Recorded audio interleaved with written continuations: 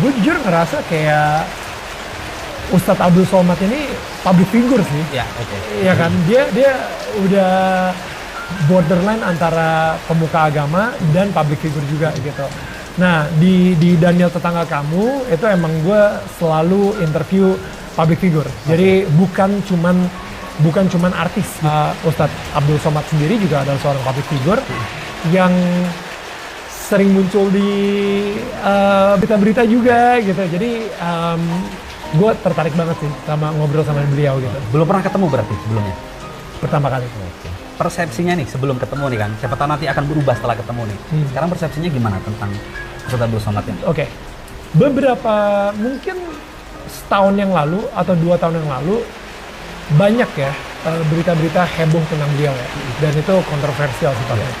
Dan jujur kalau dari gue bukan orang yang pembaca berita. Yes, gue orang media tapi gue jarang banget ngebuka media gitu kan. Gue jarang banget baca artikel, baca apa dan lain-lain. Gue cuman, dan bahkan kalau misalnya ada WA grup datang, wah lu udah denger belum soal gini-gini ini, biasanya gue yang skip, kayak gue nggak peduli gitu. Nah, tapi selentingan tuh pasti ada tentang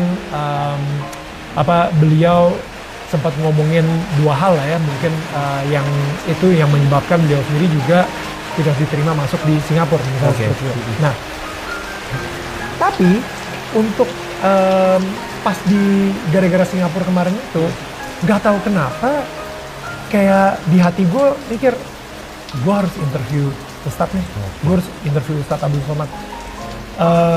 Dan di situ gue mulai dengerin dakwahnya, gue dengerin khotbahnya. Riset dulu berarti ya? Riset. Dan gue suka. Gue suka sama cara beliau ngelucu. Prinsipalitisnya, prinsip-prinsip lah ya, prinsip-prinsip yang mengenai ketuhanan gitu ya, itu secara mayoritas gue setuju juga gitu. Spiritualitinya gue setuju juga gitu. Jadi ketika gue ngeliat gitu, wah ya udah, gue pengen deh ngobrol lebih banyak lagi sama beliau. Sebenarnya saya selalu apa ya, saya pengen tahu kisah hidup beliau itu seperti apa. Dan itulah kenapa di Daniel Tetangga Kamu ini, gue nggak akan nanya tentang hukum ini gimana, hukum itu gimana, gue nggak akan nanya gitu. Tapi gue pengen nanya dia sebagai seorang manusia. Pribadi beliau.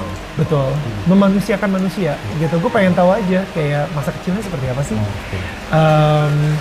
Gimana beliau selalu ngomong tentang Tuhan yang penuh dengan cinta.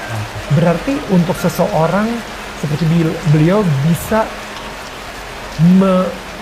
mewartakan tentang cinta Tuhan atau Tuhan itu cinta, berarti dia sendiri pernah merasakan cinta Tuhan. Apa yang terjadi di hidup dia ketika dia merasakan cinta Tuhan untuk pertama kali? Pengalaman spiritual beliau. Betul.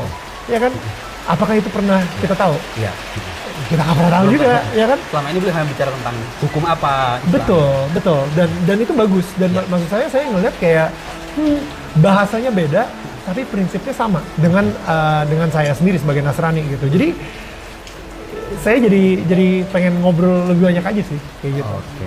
UAS nih ya, yang mungkin entah dipotong, entah viral tanpa melihat konteksnya, itu juga kadang seolah-olah menyinggung agama lain begitu kan. Seringkali apa ya, kayak mungkin ada adu domba atau apapun itulah. Menurut Mas Daniel gimana sih? Gini, gue ngelihat ini yang tadi gue bilang gitu sama istri gue juga.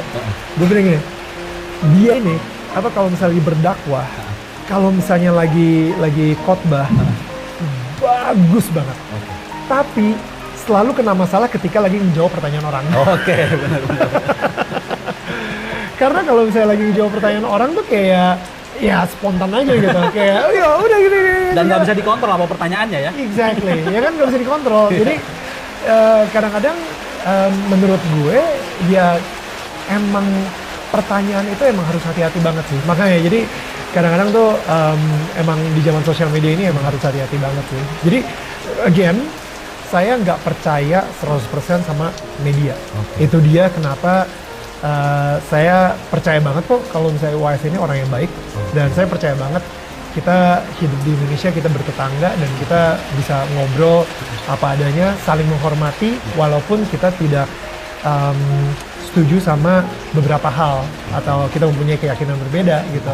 Tapi ya nggak ada salahnya kok kita ngopi bareng sambil ngobrol gitu.